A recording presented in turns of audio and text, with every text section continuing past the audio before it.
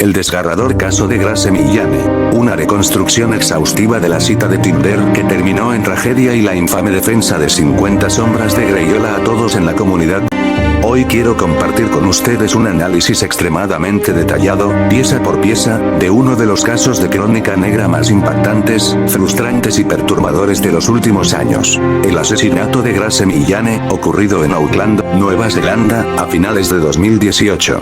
Imagina graduarte de la universidad, ahorrar por meses, emprender el viaje de tus sueños al otro lado del mundo en una aventura de mochilera, y luego enviar un mensaje a tus amigas diciendo que estás teniendo la mejor cita de tu vida con alguien que acabas de conocer.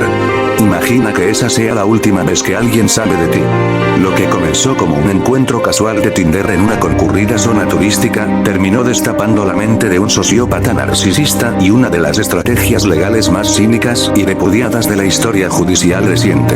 La llamada defensa del sexo rudo, un intento de culpar a la propia víctima para evadir una condena por asesinato.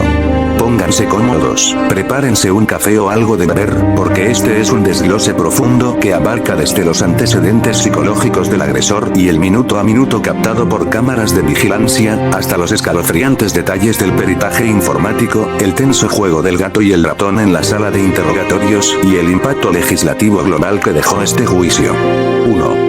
Los protagonistas. Dos mundos completamente opuestos. Para entender la magnitud de esta tragedia, es fundamental conocer a las dos personas que se sentaron en aquella mesa la noche del crimen. Grace Millane, una joven británica de 22 años, originaria de Essex, Inglaterra. Se había graduado recientemente en publicidad y marketing por la Universidad de Lincoln. Era una artista talentosa, descrita por sus amigos como un faro de luz, alegre, llena de metas y sumamente unida a su familia, especialmente a su padre, David.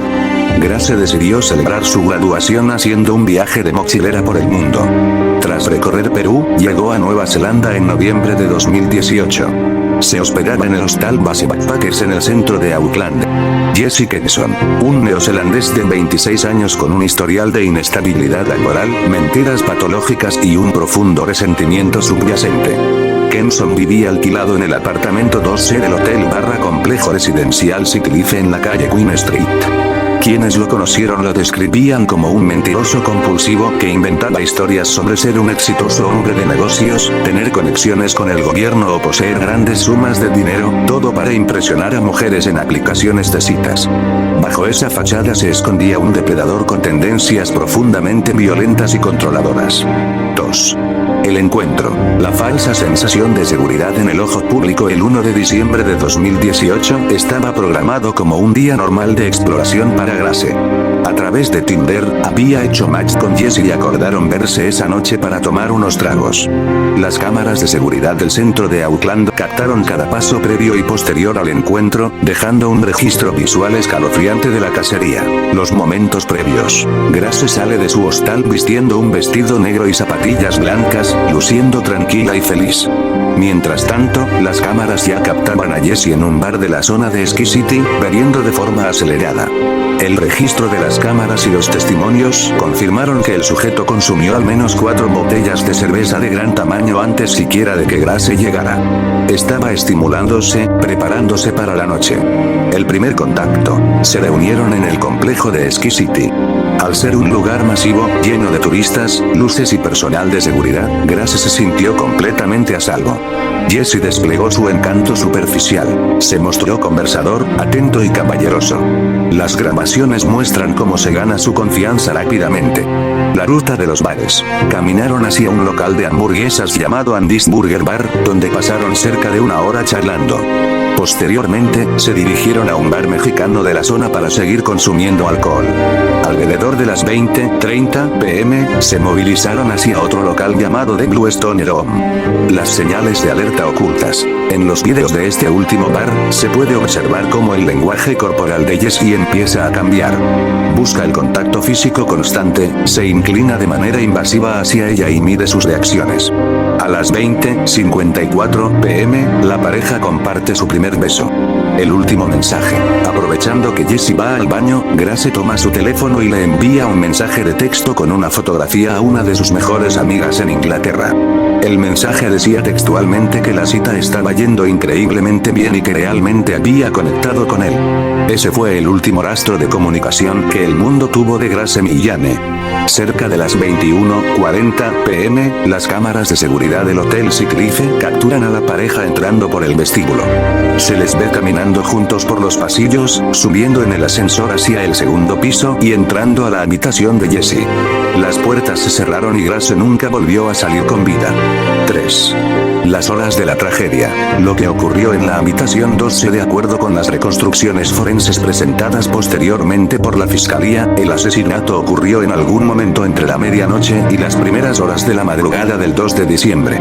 Lejos de la versión romántica y consensuada que el asesino intentaría vender más tarde, la realidad física dentro de la habitación fue una escena de violencia desmedida. Jesse Kenson atacó a Grace, colocándose sobre ella y aplicando una presión constante y letal en su cuello por un lapso no menor a 4 o 5 minutos.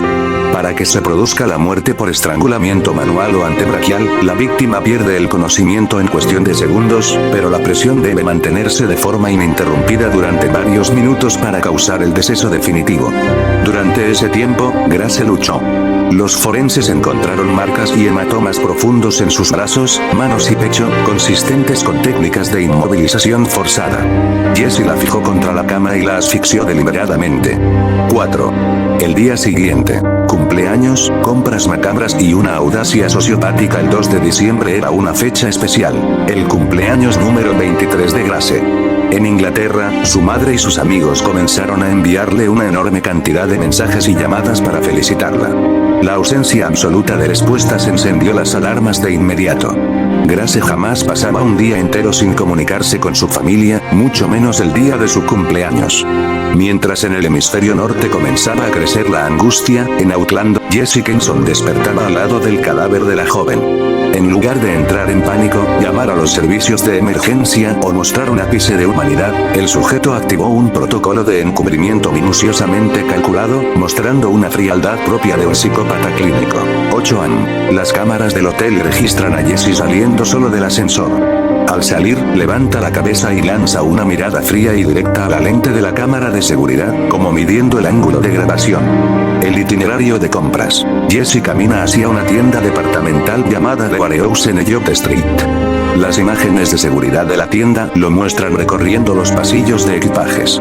Se detiene ante una maleta rígida de color gris oscuro y gran tamaño. En un fragmento de video que dejó al jurado con la boca abierta, se observa a Jesse usando sus propias manos para medir visualmente el ancho, el largo y la profundidad de la maleta, calculando matemáticamente si el cuerpo de Grace cabría en ella en posición fetal. Compra la maleta. La limpieza química. Minutos después, se desplaza a otro establecimiento comercial donde adquiere una gran cantidad de productos de limpieza químicos de uso industrial, incluyendo desinfectantes pesados, guantes y un atomizador. El robo de la tarjeta de crédito. Uno de los detalles más perversos revelados por la investigación financiera es que Jesse registró todos sus movimientos bancarios de esa mañana utilizando la tarjeta de crédito personal de Grace. No solo la había asesinado, sino que usó el dinero de la víctima para financiar la maleta donde escondería su cadáver, los químicos para limpiar su sangre y, por si fuera poco, para pagar una noche extra en la habitación del hotel. La segunda cita de Tinder, el peligro seguía activo. Al mediodía del 2 de diciembre, con el cuerpo de Grace todavía oculto en su habitación, Jesse se baña, se cambia de ropa, utilizando prendas similares o idénticas a las de la noche anterior, y sale del hotel para cumplir con otra cita de Tinder que había agendado previamente con una joven neozelandesa. El testimonio de la sobreviviente. Esta segunda mujer declaró en el juicio, bajo condición de anonimato, que la cita fue una de las experiencias más aterradoras de su vida. Jesse se mostró sumamente intenso, y en medio de la conversación en el bar, introdujo de la nada un tema completamente bizarro y tétrico. Empezó a relatarle una supuesta historia sobre un amigo que estaba pasando por problemas legales y, mirando fijamente a la chica, le preguntó, ¿cuál crees que sería el lugar perfecto para esconder un cadáver de la policía en los alrededores de la ciudad? ¿Qué métodos crees que fallarían? El instinto de supervivencia de esta joven se activó de inmediato. Se sintió tan incómoda y amenazada por la mirada del sujeto que inventó una excusa y huyó del bar. Su intuición, literalmente, la salvó de convertirse en la segunda víctima de ese mismo día. 5. La eliminación del cuerpo y la destrucción de evidencias. Al caer la noche del 2 de diciembre, Jesse regresa al Hotel City Life para ejecutar la fase final de su plan de desaparición. 20:56 p.m. Las cámaras lo captan ingresando al edificio con un aparato grande en las manos. Había alquilado una máquina limpiadora de alfombras profesional de inyección y extracción. Pasó las siguientes horas restregando la alfombra de la habitación con químicos industriales para remover cualquier rastro de material biológico. Sin embargo, como veríamos después, la ciencia forense es más astuta que los criminales. La evacuación del cuerpo. Cerca de las 21:30 p.m., Jesse solicita un carrito de equipaje al personal del hotel. Sube a su habitación y coloca la maleta gris, que ahora pesaba más de 50 kilos, debido al cuerpo de Grace en su interior, junto con otras bolsas de viaje en el carrito. Cruza el vestíbulo frente a los empleados, simulando ser un huésped común que realiza su salida de las instalaciones. El auto de alquiler. Jesse acomoda la pesada maleta en el maletero de un vehículo compacto que había rentado esa misma tarde en una agencia de Apex Car Rentals. La fosa en los bosques. A la mañana siguiente, el 3 de diciembre a las 7 am, Jesse compra una pala en una ferretería local. Conduce el vehículo hacia la cordillera de Whitaker Ranges, una zona montañosa cubierta de vegetación densa y selva tropical autóctona ubicada a unos 30 kilómetros al oeste de Auckland. Se interna en un camino de tierra adyacente a la carretera de Scenic Drive, arrastra la maleta entre los arbustos y cava una fosa poco profunda donde entierra la maleta con los restos de Grace, cubriéndola con tierra, hojas y ramas para camuflar el sitio. Borrando los cabos sueltos. En su viaje de regreso, Jesse se detiene en un contenedor de basura público en el área de Albert Park y arroja todas las pertenencias personales de Grace, su ropa, sus zapatos, sus cosméticos, sus llaves. Posteriormente, lleva el auto de alquiler a un centro de autolavado en el suburbio de Henderson, utilizando una hidrolavadora a presión para limpiar exhaustivamente el interior del maletero, intentando eliminar cualquier fibra o transferencia de algo. 6. La alerta de desaparición y el interrogatorio para el 5 de diciembre, la situación era insostenible. Al no tener noticias de ella por más de 72 horas, la familia Millane reporta formalmente la desaparición a la policía de Auckland. La noticia estalló en los medios internacionales. David Millane, el padre de Grace, abordó un vuelo de urgencia hacia Nueva Zelanda. Al llegar, ofreció una desgarradora conferencia de prensa ante las cámaras de televisión. Grace es una persona encantadora, abierta y orientada a la familia, nunca hemos pasado tanto tiempo sin saber de ella. Estamos destrozados. Rogamos a cualquier persona que sepa algo que hable. Jesse Kenson vio esta transmisión desde su teléfono mientras caminaba por las calles, pero no mostró remordimiento alguno. No contaba con que un equipo especial de la policía neozelandesa ya estaba ejecutando un barrido masivo de las cámaras de seguridad del sistema de vigilancia urbana de Auckland. Los analistas lograron ubicar a Grace saliendo de Ski City del brazo de un hombre. Siguieron el rastro de la pareja a través de múltiples cámaras hasta verlos entrar al Hotel City Life. A las 15 p.m. de ese mismo 5 de diciembre, un grupo de detectives se presentó en el vestíbulo del hotel. En un giro cinematográfico, Jesse Kenson se encontraba en el lobby en ese preciso instante. Al ver entrar a los oficiales con placas, Jesse intentó bajar la mirada y caminar lentamente hacia las puertas giratorias de la salida para mezclarse con la multitud de la calle Queen Street. Sin embargo, los investigadores notaron su nerviosismo, lo interceptaron de inmediato y le pidieron que los acompañara a la jefatura para una declaración voluntaria como testigo, ya que formalmente aún no tenían pruebas para arrestarlo. El cinismo en la sala de interrogatorios. La transcripción de ese primer interrogatorio es una obra de arte del engaño desmoronándose bajo la presión psicológica. Jesse se mostró inicialmente cooperativo, tranquilo y un tanto soberbio. Admitió haber tenido la cita con Grace porque sabía que la policía eventualmente encontraría el registro de Tinder, pero intentó desviar la culpa construyendo una narrativa falsa, la victimización y la manipulación. Jesse le dijo al detective que Grace había sido la que insistió desesperadamente en verlo esa noche. Intentó retratarse a sí mismo como un hombre precavido que solo accedió a la cita por amabilidad. La bizarra teoría del catfish. Cuando el oficial le preguntó por qué se habían encontrado en un punto tan específico y concurrido antes de moverse, Jesse declaró con total cinismo: tenía miedo de que fuera un caso de catfish, un perfil falso de internet. En Tinder todo el mundo miente con sus fotos. Me encontré con ella en un lugar con cámaras y guardias de seguridad para sentirme seguro por si ella resultaba ser una persona completamente diferente o fea. Una proyección psicológica brutal, considerando quién era el verdadero monstruo de la mesa. La coartada del abandono. Jessie afirmó que después de tomar unos tragos en su habitación, ellos se despidieron amigablemente alrededor de las 22 p.m. Aseguró que ella se marchó sola para verse con otro amigo y que él simplemente se fue a dormir. El detective, manteniendo la calma, comenzó a confrontarlo con las inconsistencias físicas de los vídeos. Jessie, tenemos las grabaciones del hotel. Tú afirmas que ella se fue a las 10 de la noche, pero las cámaras de las salidas no la muestran saliendo a esa hora ni en toda la madrugada. En cambio, te muestran a ti saliendo solo a la mañana siguiente con una maleta gigantesca que compraste en Elliot Street. Al verse atrapado en su propia red de mentiras, el lenguaje corporal de Jessie cambió drásticamente. Empezó a sudar, a balancearse en la silla y a morderse los labios. Viendo que el sospechoso se hundía, el oficial aplicó presión directa. Jessie, no sabemos dónde está Grace, pero tenemos razones para creer que tú estás involucrado en su desaparición y que ella podría estar muerta. Entrando en pánico total, Jessie interrumpió al oficial diciendo: espera, ¿me están acusando de algo que no hice? Solo quiero saber si estoy bajo arresto. 7. El juicio y la infame defensa de 50 sombras de Grey. El arresto formal se concretó el 8 de diciembre, luego de que las unidades de la policía científica procesaran la habitación 2C del hotel con luces ultravioleta y reactivos químicos. A pesar de los esfuerzos de limpieza de Jessie con la máquina de alfombras, el luminol reveló un patrón de salpicaduras de sangre de gran tamaño debajo de la cama y en los zócalos de las paredes, sangre que tras las pruebas rápidas de ADN resultó ser una coincidencia exacta con Grace Millane. Acorralado por la ciencia, Jessie finalmente admitió que Grace había muerto dentro de su habitación y reveló las coordenadas exactas en la cordillera de Whitaker Ranges. El 9 de diciembre de 2018, los equipos de rescate recuperaron la maleta gris y hallaron el cuerpo de la joven mochilera. Sin embargo, el verdadero horror mediático comenzó durante el juicio en la Corte Suprema de Auckland. Al ver que no podía negar que él había causado la muerte física de Grace, el equipo de abogados defensores de Jessie Kimson recurrió a una de las estrategias legales más controversiales del derecho penal moderno: la defensa del sexo rudo consensuado, conocida popularmente en los medios como la defensa de 50 sombras de Grey.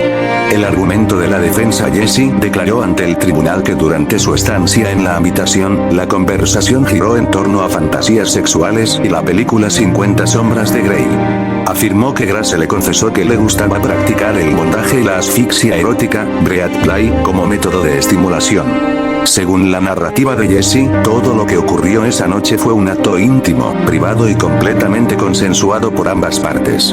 Afirmó que mientras mantenían relaciones, él aplicó presión en el cuello de Grace a petición de ella, luego se sintió sumamente cansado por el alcohol, se quedó dormido en la ducha y al despertar por la mañana, descubrió con horror que la joven yacía sin vida en la cama, con sangre saliendo de su nariz. Sus abogados alegaron que Jessie entró en un estado de shock y negación profunda debido al pánico de ser culpado, lo que explicaba por qué compró la maleta y enterró el cuerpo, pero insistían en que la muerte en sí misma no fue un asesinato, sino un trágico y lamentable accidente de alcoba, solicitando que el cargo se redujera a homicidio involuntario, manslaughter. La demolición de la coartada por la Fiscalía del Estado, apoyada por un equipo multidisciplinario de expertos forenses, médicos patólogos y peritos informáticos, desmanteló sistemáticamente cada una de las mentiras de Kimson a lo largo de las audiencias. El peritaje informático, la prueba del tiempo. Los expertos en informática forense revisaron los registros del teléfono celular de Jessie y destruyeron la línea temporal de la defensa. Se demostró que minutos después de la hora exacta en la que se calcula que Grace dejó de respirar, el teléfono de Jessie estuvo completamente activo. No estaba durmiendo en la ducha. Durante esa madrugada, el sujeto pasó horas realizando búsquedas específicas en Google, el lugar más caluroso de Nueva Zelanda, bolsas grandes para viaje, parques boscosos en Auckland, e incluso buscó en sitios de mapas rutas de escape hacia el oeste de la ciudad. La degradación extrema. El análisis digital reveló que, tras el asesinato, Jessie utilizó su teléfono para tomar múltiples fotografías en primer plano del cadáver desnudo de Grace. Posteriormente, ingresó a varios sitios web de pornografía extrema y pasó cerca de una hora consumiendo vídeos, mientras el cuerpo de la joven yacía a su lado en la cama. Esto destruyó por completo el argumento del shock y el pánico accidental. Reflejó el comportamiento de un depredador sádico que saboreaba su crimen. La evidencia médica forense. El médico patólogo que realizó la autopsia, detalló al jurado que la muerte por estrangulación requiere una fuerza tremenda, constante y prolongada. Oxígeno al cerebro, cualquier persona pierde el conocimiento de forma automática, por lo que el reflejo de resistencia cesa. Para que la muerte ocurra, el agresor debe continuar apretando activamente el cuello de una persona completamente inconsciente y desvalida durante varios minutos más. Asimismo, los hematomas internos profundos en los músculos del cuello de Grace, las marcas de presión en sus costillas y los moretones de sujeción en sus muñecas confirmaban un escenario de agresión y lucha asimétrica, no un juego erótico. 8. El veredicto y el monstruo oculto en el sistema judicial de Nueva Zelanda. No existe la categorización formal de asesinato en primero o segundo grado como en los Estados Unidos. El cargo penal es asesinato murder, el cual se define como causar la muerte de alguien con intención deliberada o con conocimiento de que tus acciones físicas directas pueden causar la muerte y continuar haciéndolo de todos modos. El caso era simple para el jurado. Jesse Kenson sabía que apretar el cuello de Grace por 5 minutos la mataría. La respuesta obvia era sí. El 22 de noviembre de 2019, tras un juicio desgarrador que duró varias semanas y que mantuvo en vilo a la sociedad británica y neozelandesa, el jurado deliberó por apenas 4 horas y emitió un veredicto unánime: culpable de asesinato. El 21 de febrero de 2020, la jueza de la Suprema Corte sentenció a Jesse Kenson a cadena perpetua con un período mínimo obligatorio de 17 años en prisión efectiva antes de tener cualquier posibilidad teórica de solicitar la libertad condicional. Se levanta el velo. Un depredador en serie. Durante todo el proceso del juicio de Grace Millane, los medios de comunicación tenían prohibido por ley publicar el nombre y el rostro de Jesse Kenson en Nueva Zelanda, debido a una orden judicial de supresión de identidad. Esto se hizo para garantizar que el sospechoso tuviera juicios justos en otros procesos criminales que tenía pendientes y que el jurado no estuviera predispuesto. Cuando las apelaciones finalmente concluyeron a finales de 2020, la orden se levantó y el mundo conoció la verdadera extensión de la peligrosidad de este sujeto. Se reveló que, mientras esperaba el juicio por el asesinato de Grace, otras 2 mujeres se habían armado de valor para denunciarlo formalmente ante la policía tras reconocer las descripciones del caso en las noticias. El primer caso oculto. Una exnovia de Kenson testificó que durante el tiempo que compartieron vivienda, él se volvió sumamente violento, controlador y celoso.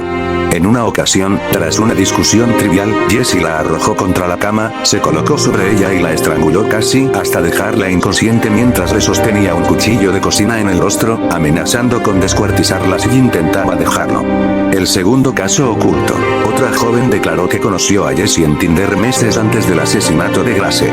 Tras una cita en la que ella insistió en ir a su apartamento, el sujeto la violó y la agredió físicamente, amenazándola con destruir su reputación si acudía a las autoridades. Jesse Kenson fue procesado en 2 juicios separados por estos crímenes adicionales. Fue hallado culpable en ambos casos de múltiples cargos de violación, agresión con arma blanca y amenazas de muerte, lo que sumó otros 11 años de prisión efectiva a su hoja de antecedentes penales. 9. El legado de Grace. Un cambio legislativo internacional. La trágica muerte de Grace Millane no quedó en el olvido ni se limitó a ser un número más en las estadísticas de la crónica negra. El uso descarado e insultante de la defensa del sexo rudo por parte de los abogados de Kenson, una estrategia que básicamente intentaba argumentar que Grace era responsable de su propio asesinato por tener supuestas inclinaciones sexuales de riesgo, desató una ola de indignación y protestas masivas a nivel global bajo el movimiento No Sex Defense Campaign y colectivos como We Can't Consent to This, nosotras no consentimos esto. La presión social y judicial fue tan grande que generó reformas estructurales en los sistemas legales de varios países. En el Reino Unido, el Parlamento aprobó una reforma integral dentro de la Ley de Abuso Doméstico de 2021, la cual establece explícitamente en el Código Penal que el consentimiento de la víctima para la realización de prácticas sexuales rudas o masoquistas no constituye una defensa legal válida ni un factor de mitigación en casos donde se produzcan lesiones corporales graves o la muerte. La ley determinó que un individuo no puede otorgar un consentimiento legal para su propio homicidio o mutilación en el ámbito de la intimidad. En Nueva Zelanda, se modificaron los protocolos de admisibilidad de pruebas en los juicios por agresión sexual y homicidio, prohibiendo que las defensas de los acusados utilicen el historial sexual previo, las preferencias íntimas o la vida privada de las víctimas como herramientas para desprestigiar su carácter o sugerir culpabilidad compartida en el estrado. Grace Millane fue enterrada en su natal Inglaterra en una ceremonia íntima.